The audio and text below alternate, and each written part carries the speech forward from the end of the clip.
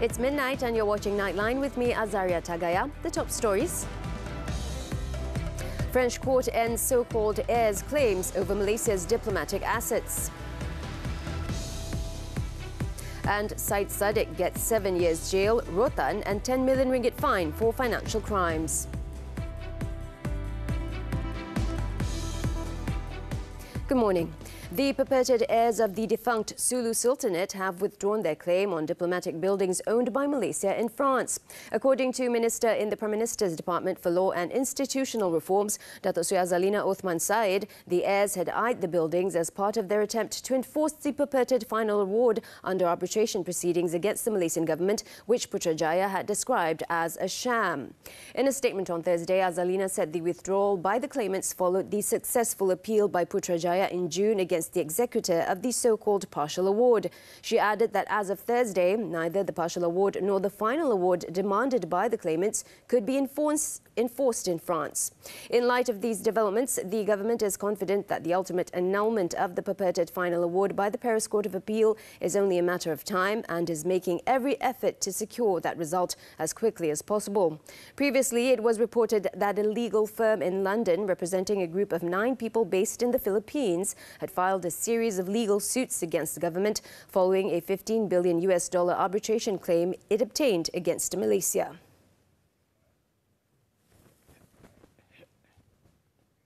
Muda Member of Parliament Sadik Said Abdul Rahman was sentenced to 7 years jail and 2 strokes of the cane for charges of abetting criminal breach of trust, CBT, misappropriation of property and 2 counts of money laundering. Kuala Lumpur High Court Judge Dato' Azhar Abdul Hamid also imposed a fine of 10 million ringgit in default 4 years jail against the accused after he ruled that the defence had failed to cast reasonable doubt against the prosecution's case on Thursday. The court sentenced Sadik to 3 years jail and 1 stroke of the cane for abetting CBT involving 1 million ringgit in funds belonging to Bersatu's youth wing, Armada. He's also facing 2 years imprisonment and 1 stroke of the cane for misusing property for himself, namely 120,000 ringgit from Armada's bank account. Sadik also was sentenced to 2 years in jail and a fine of 5 million ringgit in default 2 years jail for each money laundering charge. The court then ordered the jail sentence for abetting CBT and misappropriation of property to run consecutively, while the jail sentence for money laundering to run concurrently beginning Thursday. However, the judge granted Sadik's application for a stay of execution of the sentence pending appeal in the Court of Appeal. The former Youth and Sports Minister was charged as the then Armada chief with committing all the offences on July 22, 2021 and was ordered to enter his defence on the 4 charges on October 28, 2022. He is also the first politician to face a whipping sentence following his conviction. Speaking to reporters at a press conference later, Sadik said he accepted the court's ruling on his corruption case, but will continue to fight to clear his name until he has exhausted all legal means. He also said, as a lawmaker, he is fully confident with the judiciary system. Walaupun kita dapat stay of execution and conviction, tapi saya perlu rayu ke peringkat mahkamah rayuan. And I accept it. Saya terima seadanya. Sebab itu, saya perlu menghormati keputusan tersebut dan jikalau ada kritikan, makian, cemuhan, saya terima. Because in the end, lagi sekali saya kongsikan, to become a good leader in Malaysia, you must be whiter than white. When contacted later, his counsel, Haijan Omar, confirmed that the defence had filed a notice of appeal at the High Court at 3 p.m. Now, at another press conference in Petaling Jaya, Sadik announced that he has stepped down as the president of Muda, the youth-based political party that he co-founded with immediate effect. The Muda MP said that the decision was agreed to by the party's Central Executive Committee at a meeting on Thursday. Selepas dibincangkan bersama, kami telah pun membuatkan keputusan bahawa saya akan mengosongkan jawatan saya sebagai Presiden Parti Muda dengan serta-merta. Sementara saya membersihkan nama saya melalui proses mahkamah. Sadik added that Muda Deputy President Amira Aisha Abdul Aziz had been appointed the acting president. He also said although he will not be involved in any of Muda's decision-making processes from now on, he will continue supporting the party as a member. Meanwhile, Amira Aisha said that Muda respected the court's decision and would continue with Sadik's struggle to bring about a new political landscape. 4 MPs from the opposition bloc who expressed support for Prime Minister Datuk Seri Anwar Ibrahim have submitted a request for a seating change in the Dewan Rakyat. Dewan Rakyat Speaker Tan Sri Johari Abdul said he had received the application on Thursday and would hold a meeting with the MPs involved soon to discuss the matter. They have written to me asking to be letak ke tempat yang beza. Jadi saya belum jumpa dia orang lagi. Saya akan maklumkan, saya akan accommodate lah, seperti yang setelah saya accommodatekan kepada Muar. Speaking at a press conference, Johari said the anti-hopping law does not apply to the quartet as they have only made public declarations to back Anwar's administration. Therefore, their seats will not be vacated. Meanwhile, commenting on the status of Muar MP Sadik Syed Abdul Rahman, who has been convicted of abetting in CBT, misappropriation and money laundering, Johari said he would remain as an MP until his right of appeal is exhausted. The newly launched Kuala Lumpur Structure Plan 2040, aimed at providing a city for all, takes into consideration current challenges and trends, including new technologies. Prime Minister Datuk Seri Anwar Ibrahim said the plan not only focuses on driving the economy and public sector, but also emphasises on the well-being of the people. Ada beberapa tindakan baru yang perlu kita tekankan, termasuk transisi tenaga yang kita umumkan baru-baru ini, dan semua itu harus diambil kira dalam perancangan dan tidak begitu menekankan kita seperti mana yang pernah kita lalui dulu. He said this in his speech at the launch of the Kuala Lumpur Structure Plan 2040 on Thursday. The plan is a comprehensive framework that considers the current situation and future changes in the city, such as climate change, economy, demography, lifestyle and infrastructure.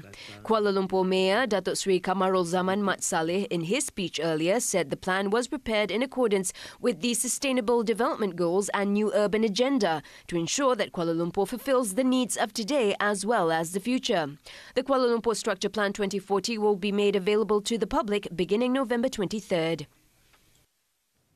A national policy to empower technical and vocational education and training TVET is being formulated and expected to be launched by Prime Minister Datuk Seri Anwar Ibrahim in February next year. Deputy Prime Minister Datuk Seri Ahmad Zahid Hamidi said a national TVET secretariat comprising 10 experts in various fields was drawing up the policy, which will be tabled in the Cabinet for its views and approval. Dalam perkara ini, saya sangat serius.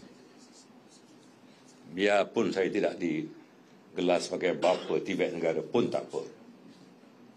Tetapi saya akan tetap berada di garisan hadapan untuk menterjemahkan TVET ini sebagai pilihan utama majikan-majikan untuk mencari pekerja-pekerja mahir. Ahmad Zahid said this in his speech during the signing ceremony of the Memorandum of Understanding MOU for the Malaysia-China Youth TVET Training Program at Parliament on Thursday. He also said that this policy will cover various matters, including the issue of salary, and the focus is the minimum wage for TVET graduates, which must be above 3,000 ringgit per month. Ahmad Zahid, who is also National TVET Council Chairman, added that this policy would make TVET graduates the most sought-after skilled workers by the end of 2030. On efforts to internationalize TVET, he said he had instructed Majlis Amanah Rakyat (MARA) to establish TVET training institutions in collaboration with Korea and Turkey to offer programs and training to youth in the country. Meanwhile, when speaking to the media later, Ahmad Zahid said more opposition MPs are expected to declare their support for Prime Minister Datuk Seri Anwar Ibrahim. So far, 4 Bersatu MPs have declared support for Anwar while remaining in their party. Kita berpandangan bahawa bukan hanya 4 orang ini saja, tetapi kita menyangkakan mungkin lebih daripada itu yang akan memberikan dukungan pada PMX, ya, dan kita mesti bersangka baik di dalam dukungan yang diberikan. Ahmad Zahid said this in response to the recent move by 4 Bersatu elected representatives, namely Kuala Kangsar MP Datuk Iskandar Zulkarnain Abdul Khalid, Labuan MP Datuk Suhaili Abdul Rahman, Gua Musang MP Muhammad Azizi Abu Naim and Jeli MP Zahari Kecik, who have declared the support for Anwar's leadership and the unity government, saying they were doing so for the sake of their constituents. Yang di-Pertuan Agong Al-Sultan Abdullah Riayatuddin Al-Mustafa Billah Shah on Thursday officiated the One Member, One House Sasa housing program at Wadiban Camp and Genting Klang Camp in Setapak, Kuala Lumpur. The project is an initiative by the Defence Ministry MINDEF to build 7,374 housing units for Malaysian Armed Forces MAF personnel, veterans and the ministry's staff in Kuala Lumpur. Al-Sultan Abdullah was received by Defence Minister Datuk Sri Muhammad Hassan and Chief Secretary to the Government Tan Sri Muhammad Zuki Ali upon arrival at Wadiban Camp at 10:30 a.m. Also present were MAF Chief General Tan Sri Muhammad Abdul Rahman. The King also visited the gallery site and signed a plaque at the opening ceremony.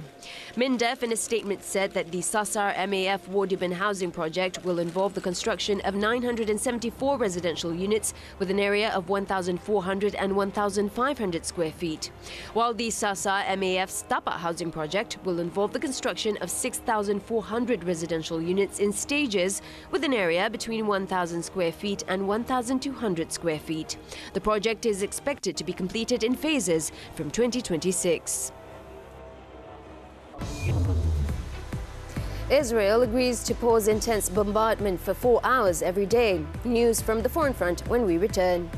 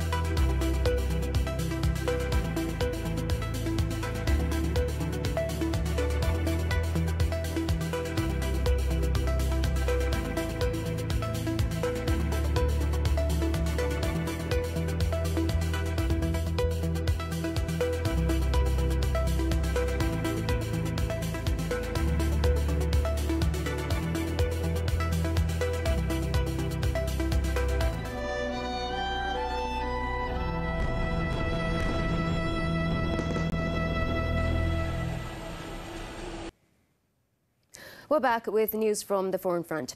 The White House on Thursday announced that Israel has agreed to suspend fighting for 4 hours on a daily basis to allow for Palestinian civilians to flee from northern Gaza. The pauses will start as soon as possible, consisting of 2 humanitarian corridors in what the White House has said is a step in the right direction. The announcement came as the Zionist regime escalates its bombardment on medical personnel in Gaza. Israel is also stepping up its oppression on Palestinians in multiple refugee camps in the occupied West Bank, this time killing at least 11 people and wounding 20 others following deadly raids on the Jenin refugee camp on Thursday. Dozens of Palestinians were also killed in intense overnight bombardments in the Jabalia and Sabra refugee camps. To date, the death toll in Gaza as well as the West Bank have surged to 10,812 Palestinians, including 4,412 children. Meanwhile, Saudi Arabia is hosting Arab leaders and Iran's president for two summits this weekend on the ongoing war in Gaza, which is raising fears of a regional escalation. The emergency meetings of the Arab League and the Organization of Islamic Cooperation came after over 1 month of the Zionist regime's relentless bombardment of Gaza, which has killed more than 10,000 Palestinians, many of them children. With Israeli leaders rebuffing talk of a ceasefire, anger in Saudi Arabia over the death toll escalates amid worries that the war could destabilize the wider region and fears this could thwart the kingdom's attempts to transition the economy away from oil. According to analysts, the meeting on Saturday would go beyond statements condemning attacks on Gaza civilians, but it was unclear how the bloc might shape events on the ground. In the meantime, international organizations and aid agencies called on Thursday for an immediate ceasefire to end the hemorrhage of human lives in Gaza, warning that the situation could quickly spiral out of control. They made their appeals at a conference in Paris intended to coordinate aid and assess how to help people wounded in the besieged enclave. Opening the conference, French President Emmanuel Macron called for a swift humanitarian pause. He added that the situation is serious and getting worse each day, stressing the need for a humanitarian pause and the push for a ceasefire. Representatives of Arab nations, Western powers and members of the group of 20 major economies were among those who attended the conference. Israel was not invited and few heads of state, government or foreign ministers were there. Participants were set to discuss a proposal to create a maritime corridor to ship humanitarian aid into Gaza or evacuate the wounded, the establishment of field hospitals and financial assistance to ease the growing humanitarian crisis.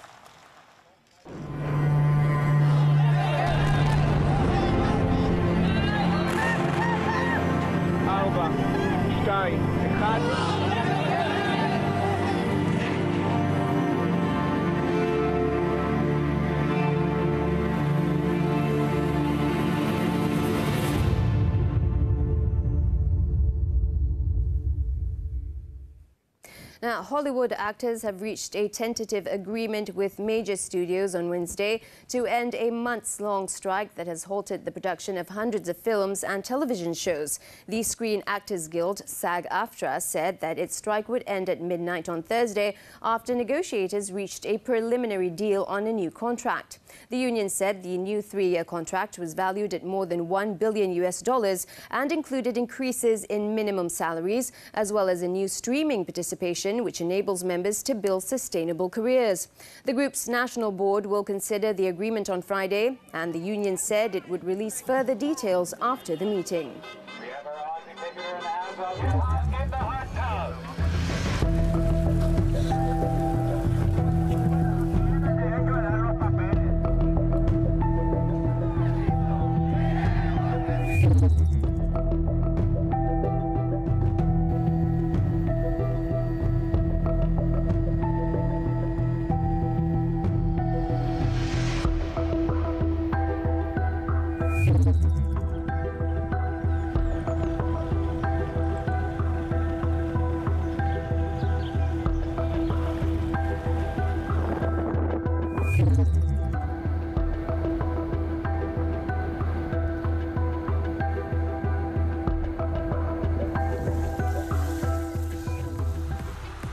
Saba trashed Haiphong to go to 2023 AFC Cup table. Sports after this.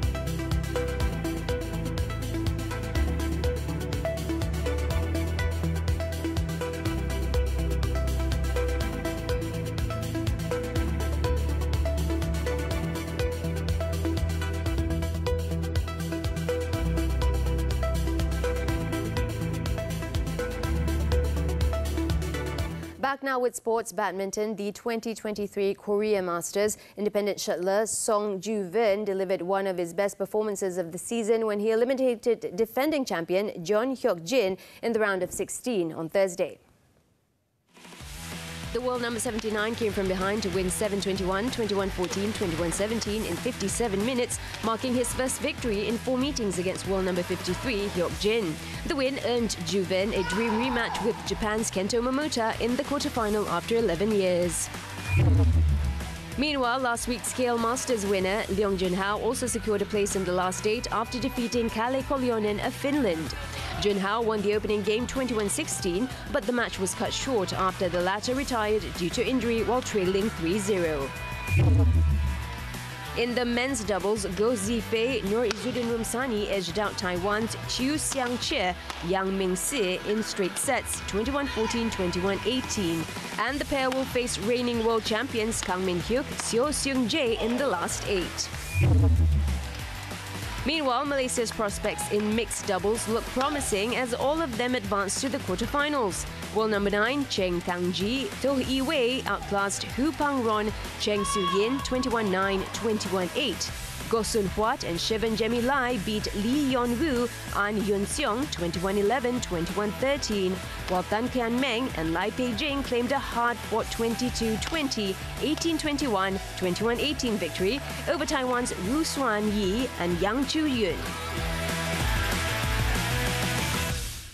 On to football now. The 2023 AFC Cup, Saba are well on their way to advance to the next stage after securing a convincing 4-1 victory over Vietnam's Haiphong in Kota Kinabalu on Thursday night. Daniel Ting took the lead in the 20th minute before Darren Lock extended their lead in the 34th minute, marking his 5th goal in the competition. Saba showed dominance in the second half and bagged another goal through Gabriel Perez in the 70th minute before Haiphong managed to reduce the deficit with a goal by Yuri Almeida in the 85th minute. Super sub Jeffrey Chu Fridaus, who came in the 88th minute, then restored Saba's 3-goal advantage during stoppage time. Following this impressive win, the Rhinos lead Group H with 9 points, 3 more than second-placed Haiphong. When we return, baby girl dies after being left in car for 8 hours. Don't go away.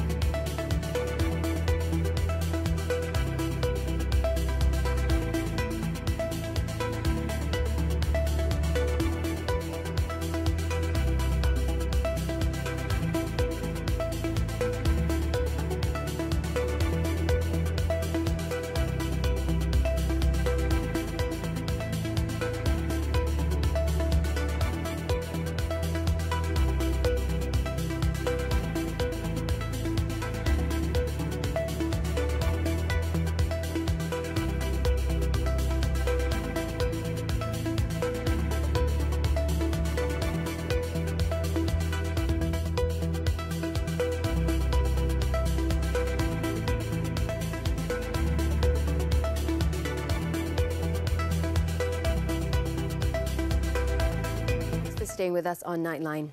Mental health cases among teenagers and children are on the rise. Now, the government has announced that it will develop an action plan to address the problem. But what should this plan look like? FMT's Samuel Chua and Natasha Bust finds out. Ever have your worries downplayed or been told to suppress feelings of sadness? Words like, "What do you have to complain about?" or "Life was tougher in my day" are neither uplifting nor provide solutions to problems. But these are the kinds of responses that many suffering from mental health issues receive from those around them. What's worrying is that mental health problems, once a taboo topic, aren't uncommon. and many of those struggling with mental health issues include children and teenagers. Last year, 424,000 Malaysian children were reported to be facing mental health problems, with 1 in 4 teenagers experiencing depression and 1 in 10 having attempted suicide. This is why the government is developing an action plan to tackle mental health problems.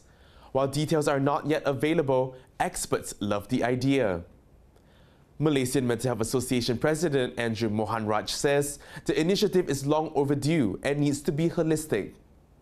It could be a 5-year action plan with clear targets related to these areas of concern. It must also have a multi-sectoral approach involving other agencies under education and social welfare. The plan should also address the contributing factors to mental health issues, including social media use, substance abuse, academic challenges, and interpersonal relationships.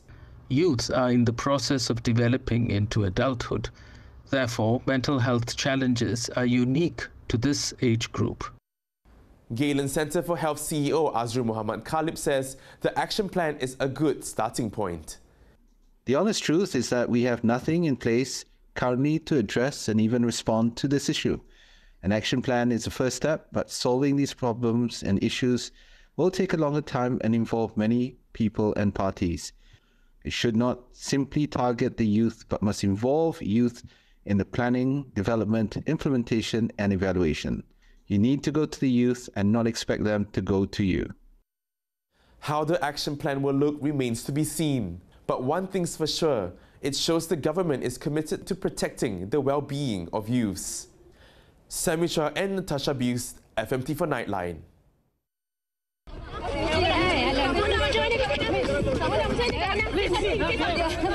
Syukur Alhamdulillah apa yang jadi hari ini. Tubuh badannya telah dipotong kepada 18 bahagian. Dia senyum dan jawab, semoga saya panjang umur. Mona ni hari-hari dia pakai cantik. Dia macam artis lah dia pakai tu. Hukuman gantung sampai mati ke atas ketiga-tiga tertuduh kekal. A 2-year-old girl died after being left in a vehicle for 8 hours. In the incident in Aradamansara on Wednesday, it is learnt that the child's mother had forgotten to drop the child off at her kindergarten. According to Petaling Jaya District Police Chief ACP Muhammad Fakhruddin Abdul Hamid, initial investigations revealed that the mother had dropped off 2 of her other children at about 7 a.m. at a school nearby their home. After that, she proceeded to the child's kindergarten. However, when she arrived at the kindergarten, she received a call believed to be about her online business and proceeded to leave for home, not realizing that she had not yet dropped her child off. The mother found her child unconscious in the car at 3:35 p.m. The victim's father called for help and provided first aid to the victim while waiting for the ambulance. The child was then rushed to the Sungai Buloh Hospital where she was pronounced dead. The case is being investigated under Section 31, Subsection 1 of the Child Act. The incident is the 3rd such case reported in the last 2 months. Over in Terengganu, police are investigating the case of a 17-month-old baby boy who is believed to have died while under the care of his mother's male friend. Besut District Police Chief Superintendent Abdul Razak Mohamad said police received a report from the Kampong Raja Health Clinic on Wednesday after the victim had died at the clinic. He said the single mother had left the baby in the care of the 27-year-old suspect at about 4 p.m. on Tuesday. The baby was returned to his mother at 7:30 a.m. the following day, but was unconscious and was seen with bruises on several parts of the body. The baby was then brought to the clinic where he was pronounced dead. The post-mortem conducted at Sultanah Nur Zahira Hospital revealed that the cause of death was a leakage in the small intestine. Police have detained the mother and are tracking down the male suspect to facilitate investigation for ill treatment, neglect, abandonment or exposure of children under Section 31, Subsection 1 of the Child Act.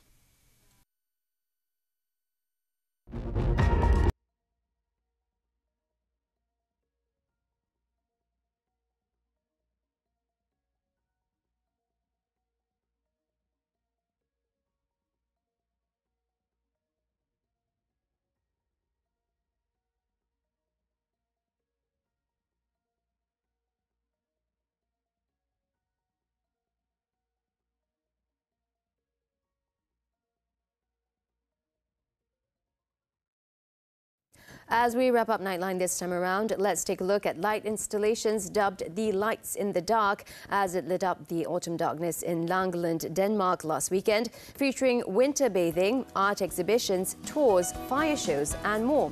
With that, I'm Azaria Tagaya. Thank you for watching and we'll see you next time.